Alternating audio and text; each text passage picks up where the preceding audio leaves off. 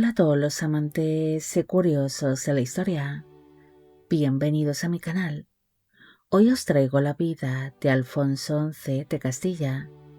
Él fue un rey que acabaría siendo apodado como el Justiciero,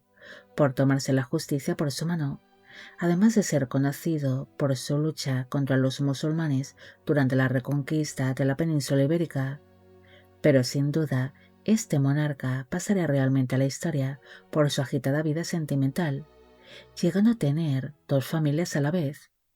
una por deberes dinásticos y otra por amor, algo que ocasionó que surgiese un gran resentimiento y sed de venganza por parte de su familia legítima. Esta biografía es realizada por petición de María Celeste Pérez, Irene Gavidia, Scuti Eli, Martín Tello y Fabiola Cerruto. Alfonso de la dinastía Borgoña nació el 13 de agosto de 1311 en la ciudad de Salamanca, en el Reino de León, en la Corona de Castilla, actualmente en España. Fue hijo del rey Fernando IV de Castilla y de la esposa de este, la reina Constanza de Portugal. El matrimonio tan solo tuvo 3 hijos en común, siendo Alfonso el último de sus vástagos. El nacimiento del príncipe fue celebrado por todo lo alto, ya que al fin nacía el ansiado heredero varón, debido a que antes que él, sus padres habían tenido 2 hijas llamadas Leonor y Constanza, aunque para el momento en el que llegó al mundo, su hermana Constanza ya había fallecido, quedando tan solo él y su hermana Leonor. Pese a ser un niño muy esperado y deseado, su nacimiento estuvo rodeado de presagios oscuros, debido a que los astrólogos de la época aseguraron que su futuro reinado no sería para nada tranquilo. Su llegada al mundo, pese a ser un acontecimiento muy feliz, estuvo rodeada de soledad y desconfianza. Su abuela paterna, la reina viuda María de Molina, intentó por todos los medios proteger al recién nacido, ya que temía que alguien lo envenenase o lo robase. Además, ante el miedo de que le pasase algo, el niño fue aislado de la corte, siendo protegido con el mayor tesoro de la corona castellana. Apenas un año después de haberse producido su nacimiento, la tragedia golpeó a la familia real cuando su padre murió de forma repentina en Jaén, dejando al pequeño Alfonso como rey titular de Castilla con tan solo un año de vida. Poco después, en 1313, fallecería también su madre, la reina Constanza, dejando al niño huérfano de ambos padres y rodeado de parientes que no buscaban protegerlo, sino manipularlo a su antojo para asumir el control de la corona. Ante esta situación de desamparo, su abuela paterna, la reina María de Molina, asumió su tutela y la regencia, convirtiéndose en el único pilar que le aportaría algo de estabilidad al pequeño monarca. La crianza de Alfonso estuvo marcada por el miedo y la inseguridad constante. No creció en un ambiente feliz, sino en una corte que era un campo de batalla político y donde existían numerosas intrigas palaciegas. Su abuela era consciente de que los tíos paternos del pequeño rey, los infantes Pedro y Juan el de Tarifa, planeaban secuestrarlo para apoderarse del trono, así que lo mantendría bajo una estricta vigilancia que llegaría a ser asfixiante para el niño, durmiendo así junto a su pequeño nieto todas las noches en la misma cama, para asegurarse de que nadie lo raptase en plena madrugada. La crianza y la educación de Alfonso estuvo en todo momento supervisada por su abuela, la reina María, quien se había convertido en la regente del pequeño monarca. Desde su más tierna infancia, el rey aprendió de la mano de su abuela a cómo sobrevivir dentro de la corte castellana, diseñando así un plan para su nieto basado en la piedad religiosa, la política y la estrategia militar, recibiéndose una educación para aprender a anticiparse a los acontecimientos y saber leer las intenciones ocultas de los nobles y caballeros. Su abuela se aseguró de que Alfonso tuviese una sólida formación en leyes y administración. Ella quería que su nieto comprendiera que la justicia era la única arma que tenía para someter a la nobleza rebelde que no le respetaba. Desde muy pequeño fue obligado a sentarse en las audiencias y en las reuniones de los consejeros, donde escuchaba las quejas de los ciudadanos y en los pleitos de los nobles. Esta exposición temprana al conflicto le permitió entender el funcionamiento de los fueros y las instituciones del reino. María le enseñaría que el poder de un rey no residía en su corona, sino en su capacidad para ser el juez supremo de sus vasallos, inculcándole una disciplina mental que lo convertiría en un monarca extremadamente metódico y riguroso con el cumplimiento de las normas. La formación militar del pequeño rey también sería muy intensa, siendo entrenado desde su más tierna infancia en el manejo de distintas armas, además de aprender equitación y diferentes tácticas de combate. Su abuela sabía que la corona castellana estaba completamente dividida. Por esta razón, decidió convertir a su nieto en un verdadero guerrero que fuese capaz de dirigir él solo un gran ejército. La educación moral que recibió Alfonso fue estrictamente supervisada para evitar que cayeran los vicios de la corte. María de Molina impuso un estilo de vida austero, casi monacal en ciertos aspectos, para que el niño entendiera el valor del sacrificio y del tesoro real. Se le enseñó a ser prudente con sus palabras y a observar más de lo que hablaba, una táctica de supervivencia esencial frente a tíos y primos que buscaban cualquier debilidad para derrocarlo. Alfonso creció viendo cómo su abuela gestionaba la escasez y las tradiciones con una serenidad imperturbable, lo que forjó en él un temperamento serio, a veces melancólico, pero dotado con una voluntad de hierro. Mientras el pequeño rey iba siendo formado para asumir él solo el control de la corona castellana, su abuela ejerció la regencia lo mejor que pudo. María de Molina había sido regente anteriormente durante el reinado de su hijo Fernando IV, así que el hecho de gobernar no era algo nuevo para ella, sino una regencia basada en el equilibrio y el sacrificio. Alfonso creció viendo cómo su abuela utilizaba su propio patrimonio y sus joyas para financiar la defensa del reino. Ella fue quien negoció con las ciudades y los concejos para que no abandonaran a su nieto el rey, ganándose el respeto del pueblo mientras lidiaba con la arrogancia de la alta nobleza. Para Alfonso, la regencia de su abuela no fue un periodo de paz, sino una lección continua de cómo gobernar en la escasez. Él observaba desde las sombras cómo María lograba, mediante la diplomacia y una paciencia infinita, que Castilla no se desintegrase por completo, llegando a ser testigo de cómo su propia abuela era acosada tanto física como políticamente por la nobleza, aunque ella nunca cedió ante estas presiones.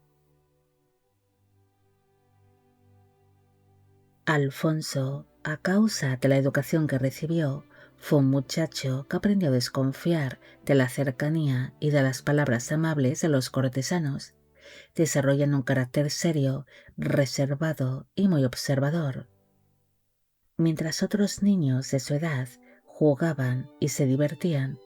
él asistía en silencio a las tensas reuniones de los regentes y consejeros,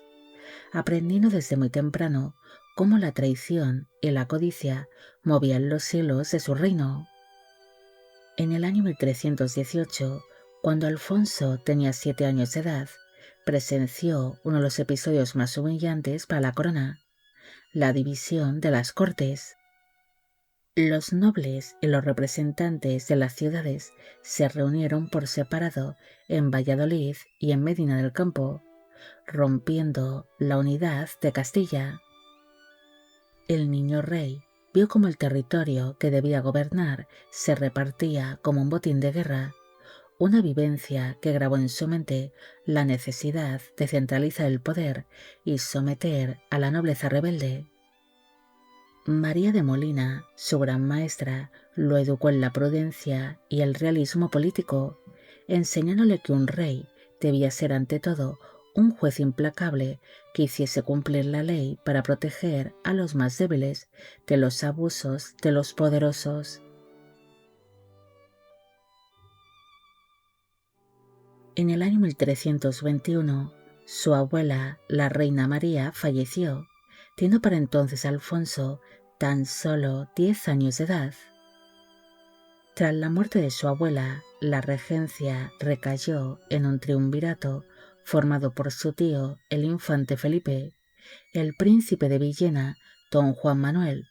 y el noble Juan el Tuerto,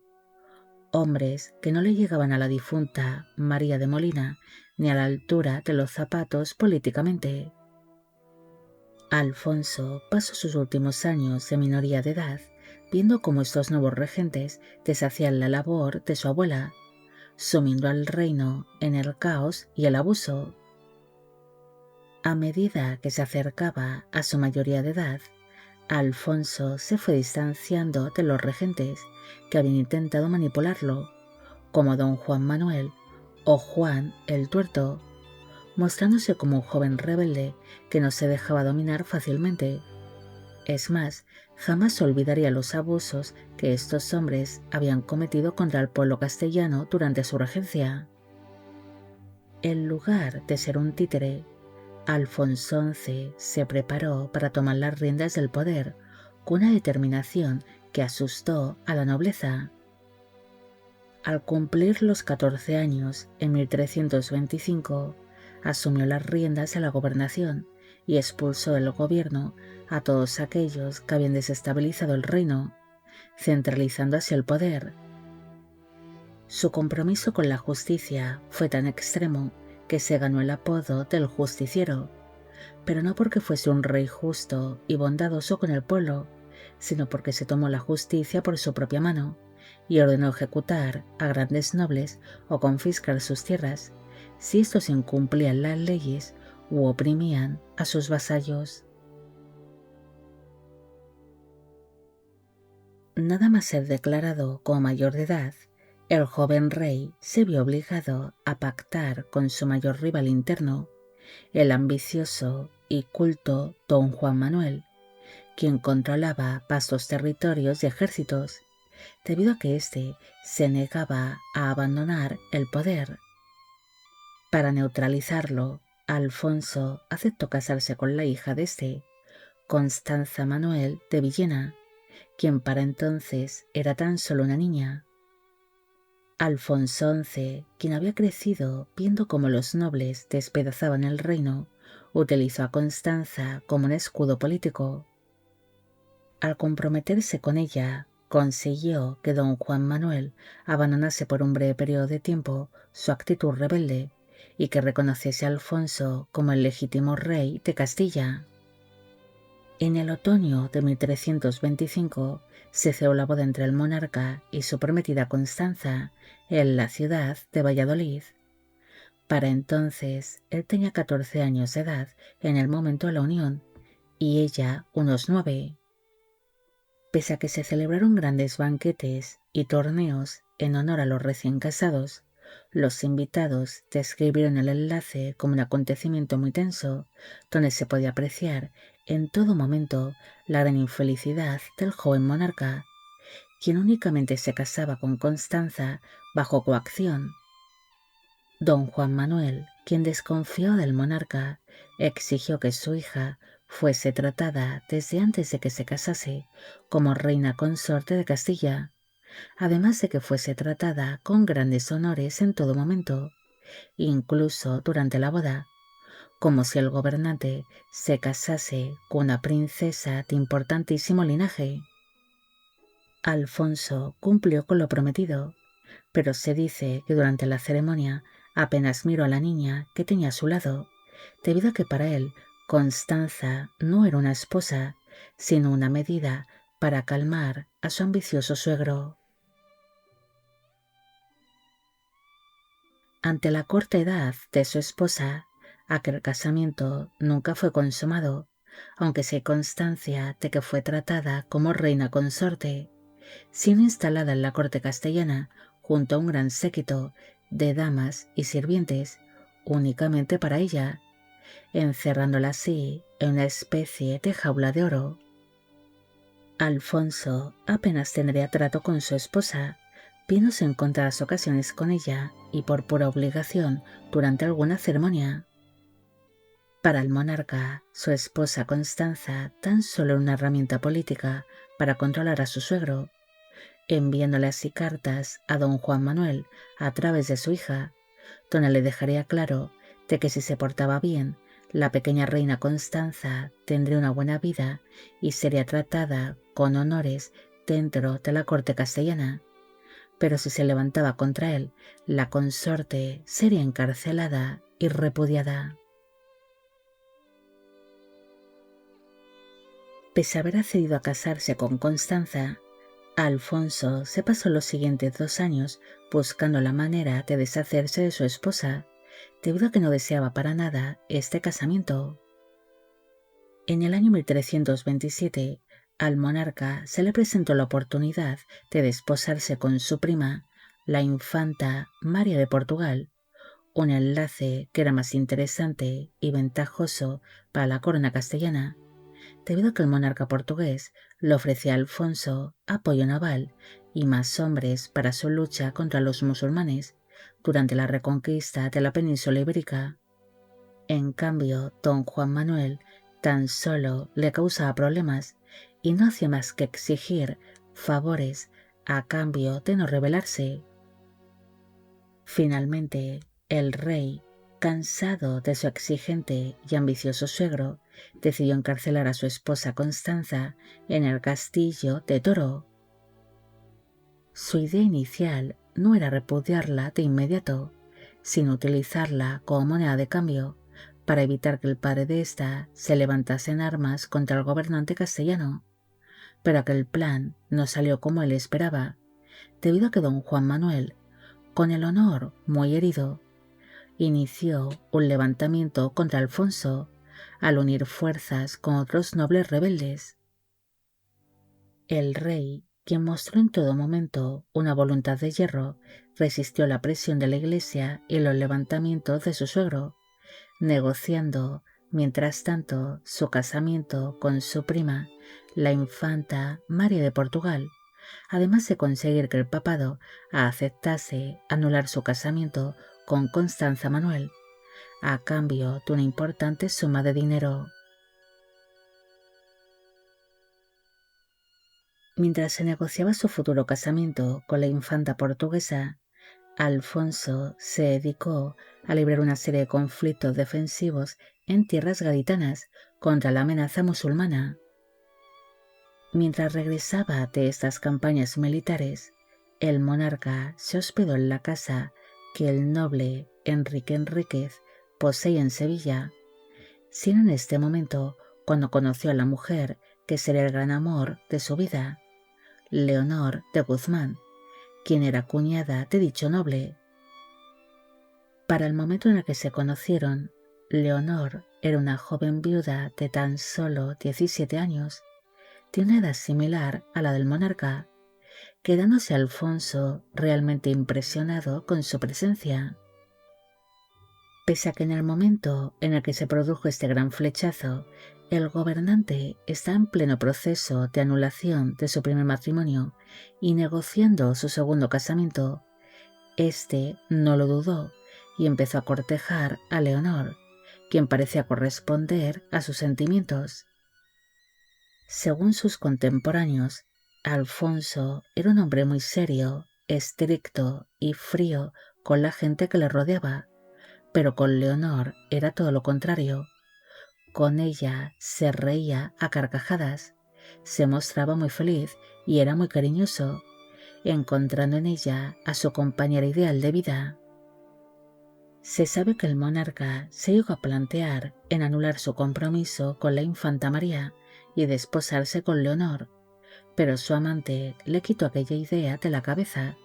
debido a que este casamiento tan solo perjudicaría aún más su posición como rey, y el ambiente ya está demasiado caldeado entre la nobleza castellana. Así que ante la imposibilidad de casarse, ambos amantes juraron permanecer siempre juntos, y que en la intimidad tan solo Leonor sería su verdadera esposa, siendo su casamiento con la infanta María tan solo un mero trámite político. En el mes de septiembre de 1328 se celebró la boda entre Alfonso y la infanta María en la población portuguesa de Alfayates, un lugar escogido por ser una zona fronteriza y neutral entre la corona castellana y la portuguesa. Para entonces, él tenía 17 años de edad en el momento de la unión y ella 15. Aquel segundo casamiento fue celebrado con menos lujos que el primero, sin una boda más bien austera, marcada por un gran ambiente militar. Alfonso se mostró en todo momento bastante correcto con su nueva esposa, aunque los cronistas de la época destacaron que el monarca se veía un tanto inquieto durante el enlace y quería finalizar con aquella boda lo antes posible, siendo para él un simple trámite. María, por su parte, destacó en el momento en el que fue presentada ante la nobleza castellana,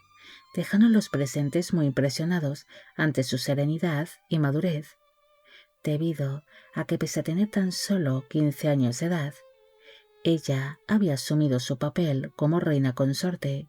siendo descrita como una joven totalmente digna de ser la consorte del rey castellano. Tras celebrarse este enlace, se llevaría a cabo la noche de bodas y el posterior viaje de los recién casados hacia la ciudad de Zamora y posteriormente a Valladolid, produciéndose una serie de encuentros íntimos entre los novios durante este viaje. Alfonso era totalmente consciente de que pese a no amar a su nueva esposa, tenía que yacer con ella para intentar traer un heredero al mundo, y que los cortesanos pudiesen dar fe de que su matrimonio había sido consumado, aunque aquellos encuentros serían más bien escasos, breves y demasiado mecánicos. Varias semanas después de haberse celebrado su boda, el monarca abandonó a su nueva esposa, lanzándose de nuevo a los brazos de su amada Leonor, habiendo entre ellos un apasionado reencuentro. La reina María pronto se percató de que su marido tenía una amante con la que dormía cada noche y que era a quien realmente amaba, siendo algo sumamente doloroso para ella. El abandono de la reina pronto se hizo público, algo que fue más doloroso para María, quien se vería obligada a convivir en la misma corte que su marido y el amante de este, los cuales se mostraban públicamente muy enamorados y apasionados, mientras que la reina estaba prácticamente sola en una corte extraña. Es más, se sabe que Alfonso no tocó a su esposa durante los siguientes 3 años,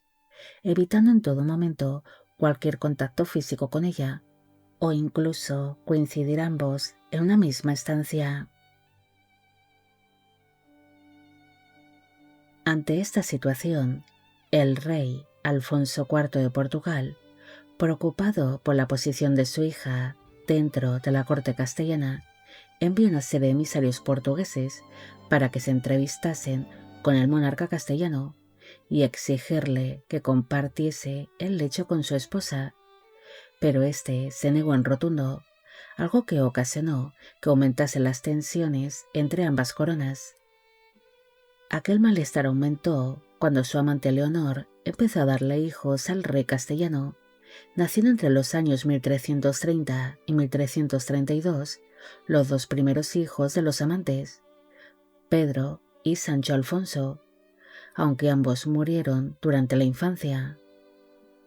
El nacimiento de estos hijos varones hizo peligrar aún más la posición de su esposa María, aparte de aumentar las tensiones con la corona portuguesa. Así que ante la negativa de intimar y convivir con su esposa, el rey Alfonso IV de Portugal decidió invadir Castilla para salvar el honor de su hija. Ante esta gran presión y la invasión por parte de las fuerzas portuguesas, el gobernante castellano accedió a volver a compartir el lecho con su esposa, con el fin de traer un heredero legítimo al mundo, empezándose a visitar la alcoba de la reina a principios del año 1332. La reina María no tardó mucho en quedarse embarazada, alumbrando a un niño llamado Fernando, pero desgraciadamente este murió a los pocos meses de haber nacido. Tras perder al único heredero legítimo que había logrado tener con su esposa, Alfonso volvió a visitar los aposentos de la reina, quedándose así de nuevo María embarazada rápidamente, alumbrando en el año 1334 a un segundo hijo varón, llamado Pedro, el futuro rey Pedro I de Castilla, apodado el Cruel o el Justo, dependiendo del bando. Tras producirse el nacimiento de su hijo Pedro, el rey consideró que había cumplido con su parte de haber conseguido traer al mundo a un heredero varón, dejando así de visitar el lecho de su esposa, entregándose únicamente a los brazos de su amante Leonor, con quien llegó a tener una amplia descendencia durante los posteriores años. Unos meses antes de que naciese el príncipe Pedro, Leonor de Guzmán tuvo un parto gemelar, del que nacieron dos hijos varones. Uno de ellos se llamaría Enrique, el futuro rey Enrique II de Castilla,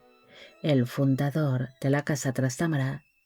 mientras que el otro recién nacido se llamó Fadrique,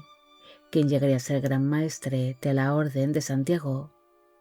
aunque este acabaría siendo asesinado por orden de su medio hermano Pedro I.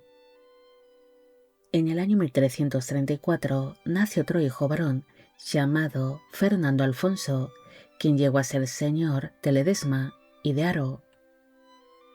En 1337 nació Tello, quien fue señor de Aguilar de Campo. En 1340 nació Juan Alfonso, señor de Jerez de los Caballeros y de Ledesma, pero este también fue asesinado por orden de su medio hermano Pedro. En el año 1342 nacieron dos hijos, una niña que se llamó Juan Alfonso, señora de Paredes de Nava, Medina de Río Seco y de Tordehumos, y un niño llamado Sancho, quien llegaría a ser conde de Albuquerque. Y en el año 1345 nació el último hijo de los amantes, Pedro Alfonso, quien también fue asesinado por orden de su medio hermano, el rey Pedro, cuando tan solo tenía 14 años de edad. Los amantes llegan a tener 10 hijos en común, aunque tan solo 2 de ellos fallecieron durante la infancia.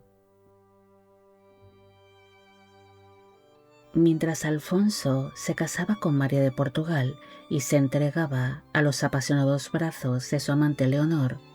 su anterior esposa, Constanza Manuel de Villena, quedaría en una especie de limbo. Ella había sido liberada de su encarcelamiento en el castillo de Toro, pero seguía siendo una rehén de la corona castellana, viviendo así entre las ciudades de Valladolid y Guadalajara, lugares donde permaneció bajo un estricto control, además de tener prohibido el poder comunicarse con su padre, don Juan Manuel. Según cuentan las crónicas de la época, mientras Constanza permanecía encerrada en el Alcázar de Guadalajara, Alfonso evitaba pisar dicha ciudad. Si la ruta que tenía que hacer pasaba por dicha ciudad o por sus inmediaciones, hacía todo lo posible para desviarse y no pasar cerca, ya que por protocolo, si visitaba Guadalajara o pasaba cerca de la población, tenía que visitar a Constanza, siendo capaz de hacer un gran rodeo o de dormir junto a sus hombres a la intemperie antes de ver a su ex esposa. Finalmente, el cautiverio de Constanza solo llegó a su fin cuando dejó de tener interés político.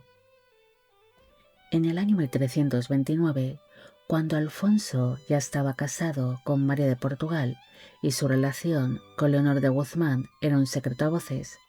se firmó el Tratado de Ágreda, donde don Juan Manuel se sometió a la autoridad del rey a cambio de la liberación de su hija. Constanza fue llevada hasta las cercanías de Guadalajara para ser entregada a los hombres de su padre. Terminó así un episodio de casi 4 años de humillación constante, aunque el destino tenía reservado para ella otro casamiento que también acabaría siendo infeliz, casándose así con el príncipe heredero Pedro de Portugal, el futuro rey Pedro I de Portugal, quien se enamoró de una de las primas de Constanza, la conocida Inés de Castro, con quien inició un apasionado pero trágico romance que pasará a la historia. Pese a tener una vida sentimental bastante intensa, su vida cotidiana como monarca era austera y dedicada casi por completo al deber. Él se levantaba temprano para revisar los asuntos de justicia y administración y pasaba gran parte del tiempo viajando por sus territorios para asegurarse que las leyes se cumplían en cada rincón. Alfonso XI no permitía que nadie gobernase por él. Supervisaba cada detalle,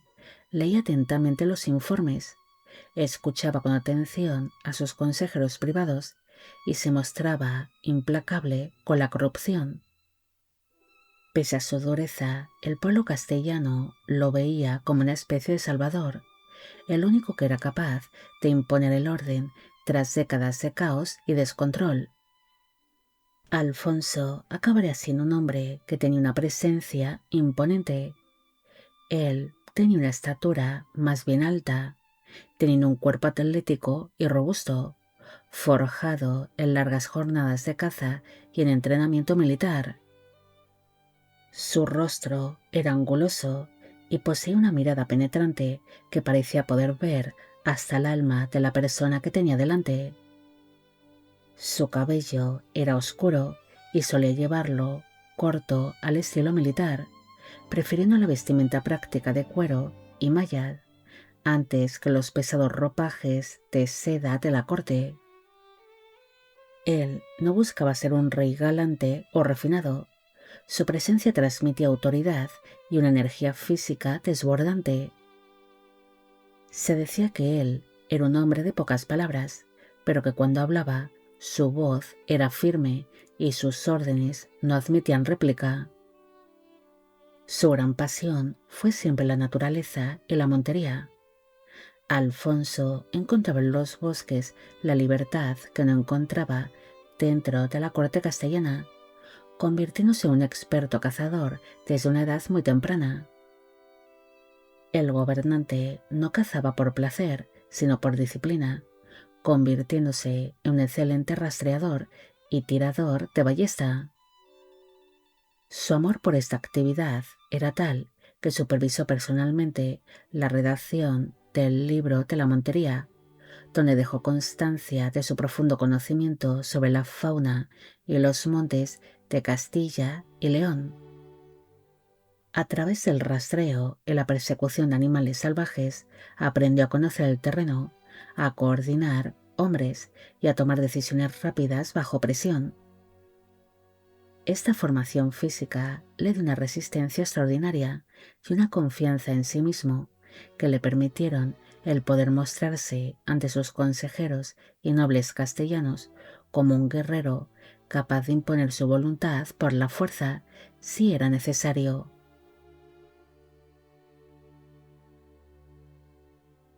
Según los cronistas de la época, Alfonso amaba a sus mascotas por encima de todo,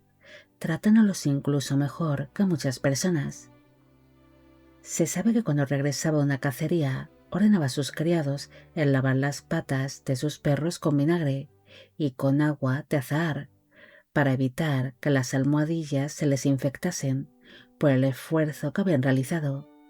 También solía supervisar cómo les ponían las herraduras a sus caballos favoritos, a los cuales mimaba y cuidaba bastante. Alfonso se convirtió en un gran experto en la caza del jabalí y del oso, llegando a cazarlos él mismo con una lanza, arriesgando durante las cacerías su propia vida. Se sabe que el gobernante tenía contratados a una serie de hombres que tenían como misión el recorrer parte de la península ibérica en busca de los mayores ejemplares de osos que pudiesen encontrar, desplazándose después el rey hasta esos lugares para darles caza él mismo con su propia lanza. También hay constancia de que disfrutaba mucho de la caza con halcón, siendo un gran experto en cetrería, llegando a tener varios halcones favoritos. Incluso uno de ellos perdió la visión de un ojo, y en vez de sacrificarlo, como habrían hecho otros reyes de su tiempo, ordenó a los cetreros reales el cuidar de este animal lo mejor posible hasta que falleciese por causas naturales. Se sabe que Alfonso era un gran apasionado de la naturaleza. Él se sentía libre en los montes y en los bosques. Incluso pedía que en sus habitaciones privadas y entre sus sábanas se pusiesen ramas de romero y tomillo, para que este aroma le recordase sus escapadas por la naturaleza, cuando tenía que pasar demasiado tiempo dentro de la corte castellana. La vida de Alfonso no fueron solo líos amorosos y escapadas a la naturaleza, sino que tuvo que lidiar con la alta nobleza, teniendo que jugar constantemente una partida de ajedrez, donde la traición se pagaba con la vida. En 1334, mientras el rey se encontraba en Burgos, interceptó unas cartas que revelaban una conspiración liderada por Juan Alfonso de Haro, quien se había aliado con don Juan Manuel en contra del rey. Sin perder un segundo, Alfonso lo persiguió hasta Agoncillo, lo encaró con las pruebas en la mano y tras acusarlo de robar el tesoro real destinado al cerco de Gibraltar, mandó degollarlo allí mismo. El rey era implacable. Tras la ejecución de un noble, confiscaba las tierras y los castillos del difunto para fortalecer el patrimonio de la corona, repartiendo tan solo migajas entre los familiares del fallecido noble, condenándolos así a la desgracia, algo que provocó que linajes enteros perdiesen su poder. Para terminar de someter a los caballeros rebeldes, Alfonso XI no solo derramó su sangre, sino también utilizó la psicología. Él ideó la Orden de la Banda, una institución caballeresca diseñada para seducir a los nobles segundones y alejarlos de la influencia de sus linajes. Al excluir a los primogénitos de los grandes señores de la corte, el rey creó una élite de segundones que únicamente mostraban lealtad a la corona. Los miembros de la orden estaban obligados a servir por 10 años en el ejército y luchar bajo su mando contra los infieles, convirtiendo la rebeldía de la nobleza en una disciplina militar al servicio de la corona. Entre las ejecuciones de los nobles rebeldes y el brillo de su nueva orden de caballería, Alfonso XI transformó Castilla en un estado centralizado, donde nadie se atreve a cuestionar la voluntad del soberano. Alfonso entendió desde el inicio de su reinado que el destino de Castilla no se jugaba solo en las intrigas palaciegas, sino en el control del estrecho de Gibraltar. Con una visión agresiva y expansionista, puso la mirada en el reino nazarí de Granada, que en aquel entonces servía de puerta de entrada para las temibles invasiones del sultanato benimerín desde el norte de África. Para frenar esta amenaza, el monarca castellano firmó el Pacto de Tarazona con Alfonso IV de Aragón en el año 1329, pero desgraciadamente este pacto no dio los frutos que el gobernante castellano esperaba, aunque demostró su gran ambición, debido a que juró no descansar hasta que la flota cristiana dominase las aguas del estrecho, buscando así el apoyo de la flota aragonesa para hacer frente a la amenaza de los benimerines, quienes contaban con el apoyo naval de los mercenarios genoveses. En el año 1330, Alfonso logró una gran victoria con la toma de Teba, pero la alegría duró poco, debido a que en 1333, aprovechando las debilidades y las disputas internas de la corte castellana, los benimerines lanzaron un contraataque feroz y recuperaron Gibraltar. Esta pérdida se convirtió en una espina clavada en el orgullo del rey, quien redobló sus esfuerzos militares. Su momento de gloria absoluta llegó en 1340 con la batalla del Salado, una de las victorias más decisivas de la Reconquista. Para conmemorar su poder y esa gran victoria, el monarca castellano mandó construir un palacio real en Tordesillas, el mismo edificio que años más tarde su hija Juana Alfonso, fruto de su relación con Leonor de Guzmán, lo transformaría en el imponente monasterio de Santa Clara. Tras el triunfo en el Salado, el avance castellano fue imparable. A finales de 1340, Alfonso XI puso cerco a Alcalá la Real, una plaza que defendió con uñas y dientes del general musulmán Osmin. A pesar de los intentos del emir Yusuf I y su visir por romper el bloqueo, la ciudad sucumbió el 15 de agosto de 1341. Tras esta victoria, el ejército cristiano iría tomando más poblaciones, como Priego de Córdoba, Carcahuey y Rute. Cada éxito militar no solo consolidaba el poder de Alfonso, sino que llenaba las arcas reales con los saqueos y con las parias que pagaban los granadinos para evitar la destrucción total de su reino. El asedio más legendario de esta época fue el que se vivió en Algeciras, cayendo la ciudad definitivamente en 1344, tras años de resistencia. Este asedio fue muy duro para los hombres de Alfonso XI, que se enfrentaron a un horror que para ellos era desconocido: los cañones de pólvora negra, los cuales despedazaban a los hombres que lograban alcanzar. Pese a que las armas de los musulmanes causaban un gran terror entre las fuerzas cristianas, Alfonso estaba realmente decidido a recuperar Gibraltar, siendo este propósito su mayor obsesión. Pero mientras tanto, tras sus victorias en el sur de la península ibérica, consiguió reabrir las rutas comerciales entre el Mediterráneo y el Atlántico, asegurando así un buen flujo económico para la corona de Castilla.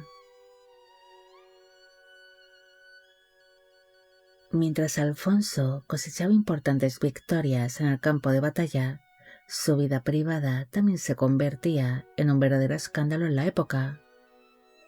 A medida que pasaban los años, el monarca escondía menos su relación con su amante.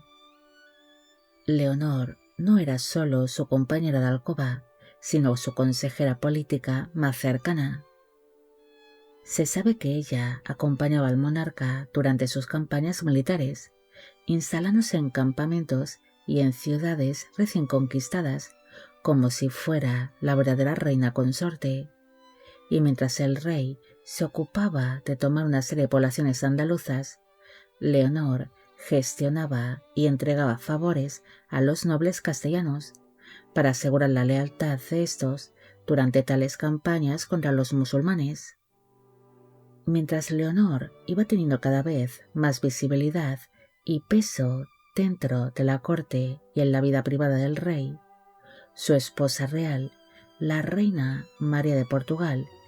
vivía en una espiral de humillación y resentimiento. Ella acabaría siendo confinada en una parte del Alcázar de Sevilla, donde viviría apartada de la corte castellana, teniendo únicamente como acompañantes a sus damas de compañía y a sus sirvientes. Dicho alcázar acabaría quedando completamente dividido. Por un lado estaría confinada la reina María y por el otro, Alfonso y su amante Leonor vivirían como un auténtico matrimonio y sin esconder su amor.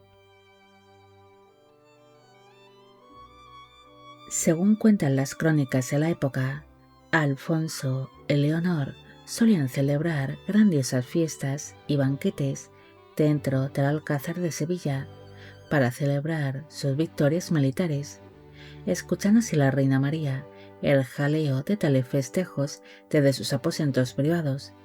de los cuales rara vez salía, escuchando cómo toda la corte se divertía mientras ella permanecía encerrada entre cuatro paredes. Otra anécdota cuenta que cuando el rey se movió por el alcázar, muchas veces pasaba por delante de la puerta que daban a las habitaciones privadas de su esposa, pero jamás se paraba a llamar o a hacerle una visita, pasando de largo como si su esposa no existiese para él. La situación de María llegó a ser tal que el propio padre de esta, el rey Alfonso IV, manda una serie de quejas y emisarios a Alfonso XI, exigiéndole que permitiese a la reina el abandonar su confinamiento y participar en la corte. Incluso le exigiría que abandonase a Leonor de Guzmán y le diese a María su lugar dentro de la corte castellana como reina consorte que era. Pero Alfonso XI ignoraría tales exigencias y amenazas por parte de su suegro, negándose en rotundo a convivir con su esposa, la cual cada día que pasaba estaría más llena de resentimiento y sed de venganza. Su relación con Leonor no solo fue un amor intenso y apasionado, sino que el rey confiaba plenamente en ella, tanto que Leonor era la única que tenía permiso para tocarlo. Según algunos cronistas, a Alfonso XI no le gustaba que nadie le tocase o que estuviese muy cerca de él, sino Leonor la única que podía hacerlo.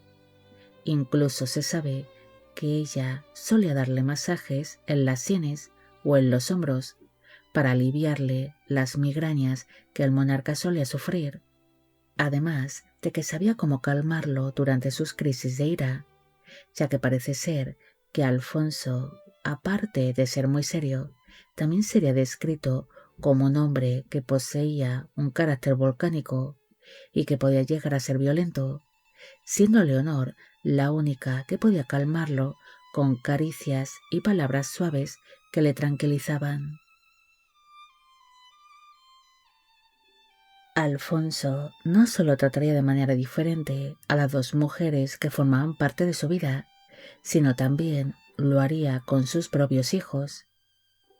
Se sabe que el monarca siempre sintió una gran debilidad y cariño hacia los hijos que tuvo con su amada Leonor,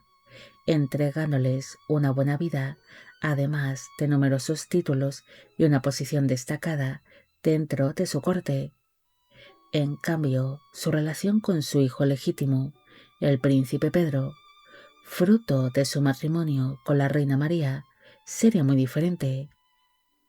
Al igual que su madre, el príncipe fue apartado de la corte castellana, creciendo así en una jaula de oro dentro del Alcázar de Sevilla, donde sería testigo de cómo su padre le daba un mejor trato y más cariño a los hijos que había tenido junto a su amante, permaneciendo así Pedro recluido junto a su madre en sus aposentos privados, mientras sus medios hermanos podían correr libremente por los jardines y los patios del alcázar o asistir a los banquetes que celebraba su progenitor. El príncipe Pedro podía pasar semanas o incluso meses sin hablar con su padre, al cual solo veía de vez en cuando a través de las celosías de las habitaciones de su madre la reina, algo que ocasionó que el niño se volviese demasiado introvertido, desconfiado y propenso a estallidos de ira. Incluso sería envenenado por su propia madre, la cual volcó toda su frustración y su sed de venganza sobre su único hijo. Guardan así ambos un gran odio y rencor hacia la otra familia de su padre. Para Alfonso XI, el príncipe Pedro no era realmente su hijo, sino un fruto de la política. En cambio, los hijos que había tenido junto a Leonor de Guzmán, estos habían nacido fruto del amor y la pasión, considerando a estos niños como sus verdaderos hijos. Pese a no tener apenas relación con su hijo legítimo Pedro, el rey Alfonso se mostró como un padre muy cariñoso y atento con sus otros hijos, a los cuales se llevaba consigo en las partidas de caza o durante sus campañas militares, buscando el tenerlos siempre cerca de él, pese a llevarlos a escenarios peligrosos. Se sabe que el rey quería que sus otros hijos creciesen bajo el sonido de las espadas y el fragor de la batalla, soñando con que éstos se convirtiesen en grandes guerreros. En cambio, no tenía ninguna esperanza sobre su hijo Pedro. Pese a que el monarca adoraba a los hijos nacidos de su relación con Leonor, en realidad sus favoritos de todos ellos serían Enrique y Fadrique, pero especialmente este primero, permitiéndoles el poder participar en el Consejo Real, en reuniones, en actividades de la corte o en campañas militares. Incluso les permitió que éstos se fuesen familiarizando con el ejército y el gobierno, algo que no hizo con su propio hijo Pedro, del cual no se preocupó en formarlo para su futuro papel como rey de Castilla. El príncipe Pedro jamás olvidaría esta diferencia de trato que hubo entre los hermanos. Por esta razón, cuando se convirtió en rey, volcó toda su ira, su frustración y su sed de venganza hacia sus medios hermanos. Mientras Alfonso estaba centrado en su vida sentimental, en controlar a los nobles rebeldes y en sus campañas militares contra los musulmanes,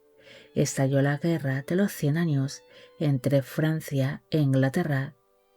pero el monarca decidió que Castilla no sería un peón de nadie. Pese a mantenerse neutral, el gobernante castellano no quiso perder la oportunidad de sacar partido a dicho conflicto. Por esta razón, cuando Inglaterra prohibió vender lana a Flandes, el monarca se hizo con este comercio, enviando así grandes cargamentos de lana a tierras flamencas, algo que permitió a Castilla el tener un notable florecimiento económico, además de que muchos castellanos, con motivo de este comercio, se instalaron en importantes ciudades flamencas, como por ejemplo en Brujas, surgiendo así una numerosa comunidad de castellanos en tales tierras. Alfonso también se centró en la política interior de su reino, estableciendo el ordenamiento de Alcalá de 1348, uno de los mayores logros políticos de este gobernante. Este ordenamiento era una manera de poner orden al caos que había causado su bisabuelo, el rey Alfonso X el Sabio, al establecer las 7 partidas, un sistema de leyes que había hecho enfadar a la nobleza por perder muchos de sus privilegios y que casi hace perder a Alfonso X su trono. Gracias al ordenamiento de Alcalá, Alfonso XI logró reunir todas estas leyes y las puso en práctica, aunque a diferencia de su bisabuelo, no obligó a todos sus súbditos a usarlas de golpe, sino que hizo creer, especialmente a los nobles, que seguían manteniendo sus antiguas costumbres y que conservaban sus privilegios, cuando en realidad esto era un espejismo, algo que le permitió someter a los nobles rebeldes y consolidar definitivamente su autoridad. Pese a que una gran parte del reinado de Alfonso se centró en pacificar a los nobles rebeldes y a luchar contra los musulmanes, una de las cosas que más le quitaba el sueño por las noches era recuperar Gibraltar, el cual había perdido en el año 1333 ante los musulmanes, convirtiéndose esto en todo un reto personal, además de que era la forma definitiva de cerrar el estrecho a los benimerines. Finalmente, en el verano de 1349, el monarca movilizó todos los recursos de Castilla y puso sitio al Peñón por quinta vez en todo su reinado. Él se instaló en un campamento junto a todo su séquito, incluyendo a su inseparable Leonor de Guzmán y a sus hijos ilegítimos, convencido de que el hambre reduciría al enemigo. Sin embargo, lo que encontró en el campamento cristiano no fue la victoria, sino la peste negra, una terrible epidemia que ya estaba asolando Europa y que en la primavera de 1350 llegó con una fuerza devastadora a las filas castellanas. Se sabe que cuando los primeros soldados empezaron a morir a causa de la peste,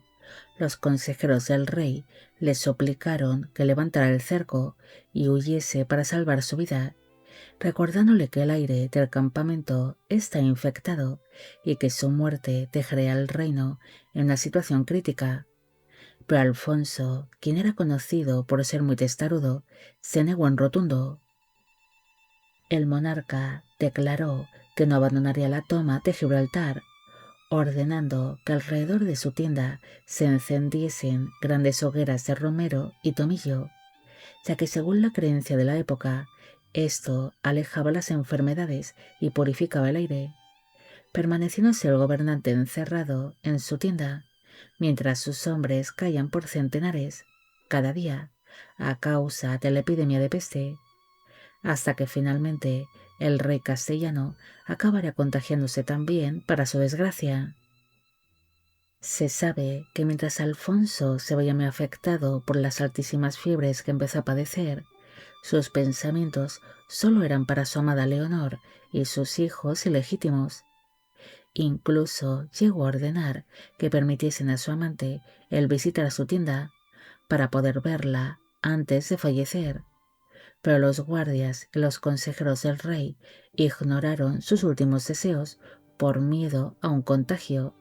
y de seguir propagando la enfermedad dentro de la familia real castellana. Finalmente, Alfonso acabaría falleciendo a causa de la peste negra en la noche del 25 al 26 de marzo de 1350, a los 38 años de edad, en el campamento militar que se había establecido en las inmediaciones de la población gaditana de la línea de la Concepción, muriéndose en la noche del jueves a Viernes Santo, en plena Semana Santa. Mientras el rey agonizaba, su amada Leonor de Guzmán se encontraba inquieta en una tienda cercana a la del gobernante, y cuando le notificaron que Alfonso había fallecido, ella intentó entrar en la tienda del difunto para despedirse de él y poder besar sus labios, pero los guardias se lo impidieron para evitar un nuevo contagio. Su muerte no solo causó un gran pánico a Leonor ante la incertidumbre de qué iba a ser de ella y de sus hijos sin la protección del rey, sino que sus hombres también entraron en pánico ante el miedo de ser atacados por las fuerzas musulmanas, al poder aprovecharse estos de la reciente muerte del monarca. Pero en realidad los musulmanes respetaron la pérdida del gobernante castellano y tan solo se limitaron a observar, en silencio, cómo el ejército cristiano abandonaba el campamento sin haber entrado en combate. El cuerpo de Alfonso fue trasladado a Sevilla, acompañado por una procesión fúnebre que hacía temblar a todas las poblaciones por las que pasaban, debido a que la muerte del monarca causó una gran conmoción, además de cierto desconcierto sobre qué iba a pasar con la corona al surgir un vacío dentro de la gobernación, ya que pese a que su hijo Pedro era su legítimo heredero, todo el mundo sabía que Alfonso prefería a sus hijos ilegítimos. Además, todos pueden apreciar el miedo y la preocupación que reflejaba el rostro de Leonor, quien sabía perfectamente que el odio y la venganza de la reina María y de su hijo Pedro caerían sobre ella y sus hijos. Tras notificarle a la reina María la muerte de su esposo, ésta no salió de su confinamiento para asistir al funeral de su marido o para llorar su muerte, sino para reclamar los derechos sucesorios de su hijo Pedro, quien finalmente fue reconocido como el nuevo rey de Castilla bajo el nombre de Pedro I. Tras producirse el funeral de Alfonso XI, Leonor de Guzmán buscó refugio en sus propias fortalezas, que habían sido un regalo de su amante el rey, pero fue arrestada poco después. Leonor, aparte de participar en distintas intrigas palaciegas, intentó negociar su liberación y la de sus hijos, ofreciendo todas sus propiedades y riquezas a cambio de ser perdonados por la corona. Pero la reina madre María solo buscaba venganza, ordenando así que Leonor de Guzmán fuese ejecutada, mientras que sus hijos serían perseguidos e incluso algunos de ellos asesinados por orden del rey Pedro, estallando así una guerra civil en Castilla entre Pedro I y su medio hermano Enrique de Trastámara, la cual finalizó con la muerte de Pedro y la subida al trono de Enrique como Enrique II de Castilla, fundando así la conocida dinastía de los Trastámara. En un principio, Alfonso fue enterrado en la capilla real de la Catedral de Sevilla, pero años después, en 1371, el rey Enrique decidió que los restos de su padre fuesen trasladados a la capilla real de la Mezquita Catedral de Córdoba, siendo hoy enterrado Alfonso junto a su propio padre. El rey Fernando IV permaneciendo así ambos en este sitio por más de 300 años, hasta que finalmente fueron trasladados en 1736 a la Real Colegiata de San Hipólito de Córdoba, la cual había sido ordenada construir por el propio Alfonso XI en el año 1343, con motivo de su gran victoria durante la batalla del Salado. Alfonso fue un monarca que tuvo que sentarse en el trono cuando tan solo tenía un año de vida, pasando así toda su infancia y parte de su adolescencia viendo cómo distintos parientes suyos y diferentes nobles rebeldes intrigaban entre sí y contra el pequeño monarca para hacerse con el control de la corona castellana,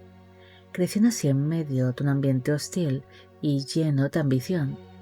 algo que ocasionó que este gobernante se acabase tomando la justicia por su mano contra la nobleza rebelde y contra todos aquellos que empezaron a desintegrar la corona. Alfonso, pese a librar importantes batallas contra los musulmanes durante la Reconquista, pasaría realmente a la historia por su vida sentimental y por tener dos familias a la vez, algo que ocasionó que dentro de la familia real surgiese un gran resentimiento y sed de venganza por parte de su familia legítima, provocando esto la posterior guerra civil que dividió Castilla en dos y que provocaría numerosas crisis tanto políticas como económicas, en un reino que durante su mandato vivió cierto florecimiento. Bueno amigos, llegamos al final de la vida de Alfonso XI de Castilla. Espero que os haya gustado esta historia y espero a que a todos los que pedisteis de que hiciese un vídeo sobre él también. Al inicio solo he mencionado a la ganadora del sorteo privado y a las 4 primeras personas que hicieron esta petición, para no hacer una introducción demasiado larga y aburrida. Los demás seréis mencionados ahora. Esta biografía es realizada por petición del magnánimo 1825, Araceli González, Joana Elizabeth Cueva, Jesús Ignacio Sánchez, Fernanda Rivera y Andrea Díaz. Y con esto me despido. Hasta la próxima.